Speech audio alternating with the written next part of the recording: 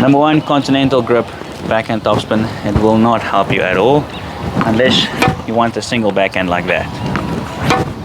They do exist, but it's not going to give you spin. You need Eastern grip, which is bevel number one.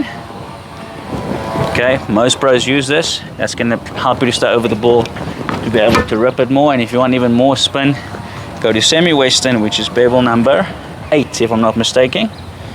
Just on the left of number one. I'll post on the video as well. This is very extreme.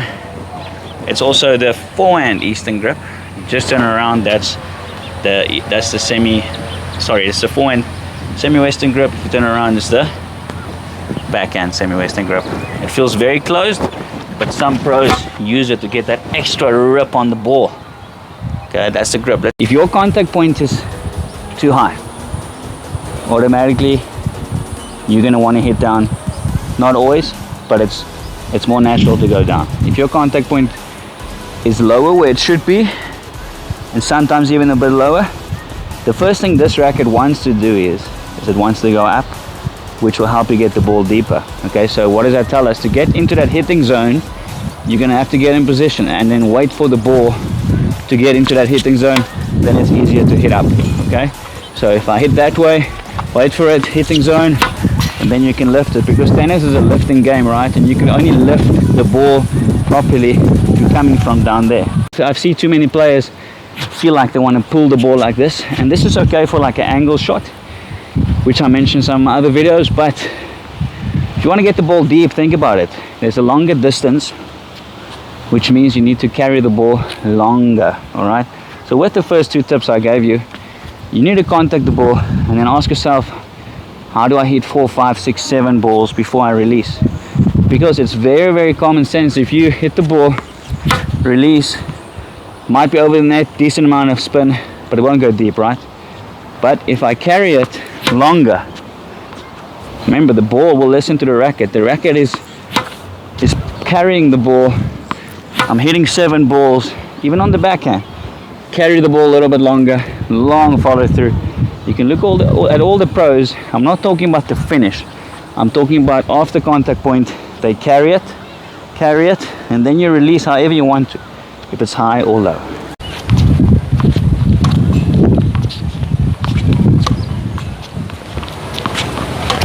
Now, number 2, left arm, when you hit it, make sure you don't lose your balance backwards, okay? I want you to go left arm with your turn. As you hit it, go even a little bit more forward, 1 or 2 steps. Show me again. Yes. If you're hitting there, you want to finish there. I don't care how you do it. Yes. All right. And good. Now do it even a little bit more. Yes. Now even more. Aggressive. No, you're standing still. Follow the ball. Yeah. And hitting your shot, you need to be further than my racket. So you're hitting it. That's forward. Yes. Do it again. Left arm. Run forward. Now you're playing. Oh yeah. And again. Follow it. Yes. Follow it aggressively. No. That was so good. One more.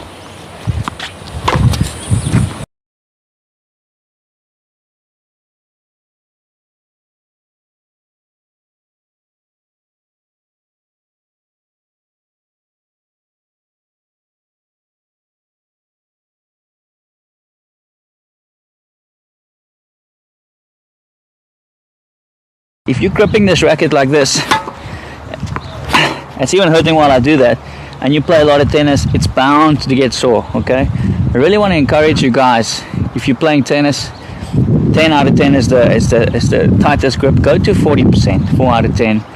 Just get the racket loose. Keep training. If the pain is bearable, focus on that. In 2 weeks' time, your arm will feel better.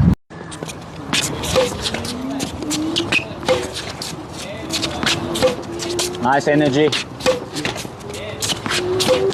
Okay, Callum, we've obviously been working on this for a while now. It's better, but we can still overdo it. I really like to overdo things. So Callum, you've had this problem. You still have a little bit of a problem. Everything is good. Right before contact point, you release your wrist. and then you swing. Okay, so this takes time and you're going to be late. So I want you to overthink about it. Imagine there's a table above your waist and the whole swing has to happen above the waist. So which means once you're there, you must go forward. Once you're there, you can't break the wrist because you'll break the table. Does it make sense? Overdo it. Yes, less is more on the turn. Yes, less is more. Callum, miles better. For you right now, the smaller at the back, the better. Watch the wrist. Yes, watch the wrist. Much better, Callum. Watch the wrist. So good, so good. Okay, can I see open stance like that? Also above. It broke a little bit. Watch it, watch it. Oh, so good. What a year this has been, and I just want to say I'm grateful.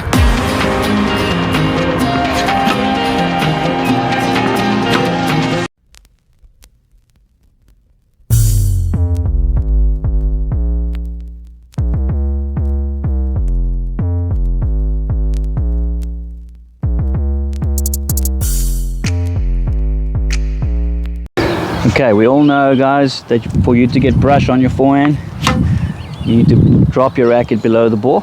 Okay, quick nugget for you on the forehand. Many players drop their racket below the ball, but the strings are still square. If you don't drop with your strings closed, you won't get spin. So this is the wrong one. Not going to get away with that. Close your strings as well. Then it's so easy to brush over the ball. That's your forehand nugget.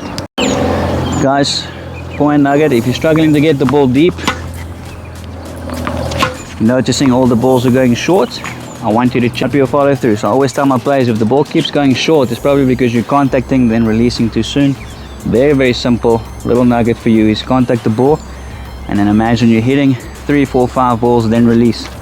So instead of releasing immediately, hit more balls, and without changing anything else, you'll notice the ball going a lot deeper. That's how you get your forehand deep. Okay, 3 tips to improve your backhand slice. Number 1, high turn. The higher you turn, the easier it is to knife down. Number 2, make sure as you go down, the strings are square on contact point. It's going to help you more with knife. And number 3, up, square, also aim low. The more you aim low, aim down, the more the ball is going to stay down. And that's your slice. Bam.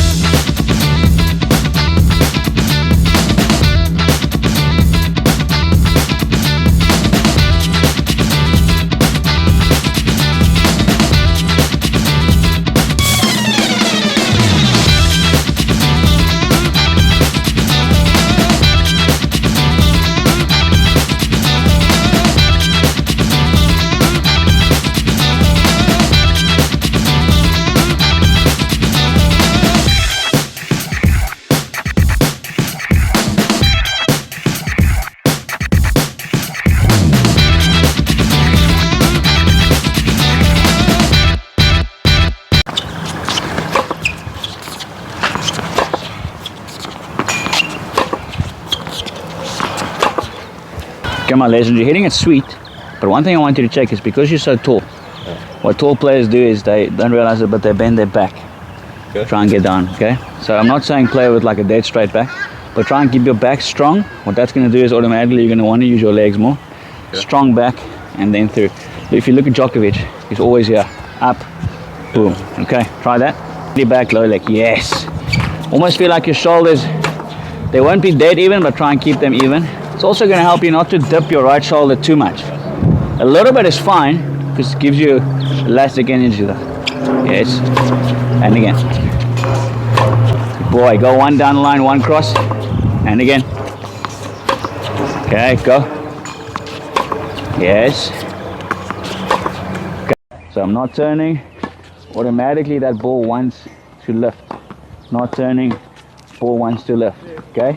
Now the double-handed backhand, understand that you turn, but not like crazy. A good point to focus on is tip of the racket to the back fence. That's enough.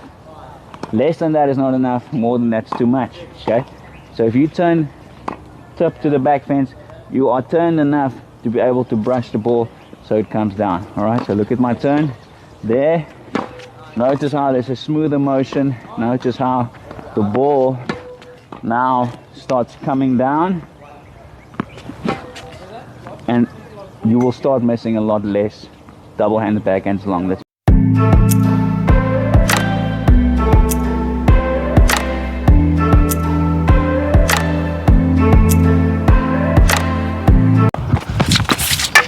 On this ball,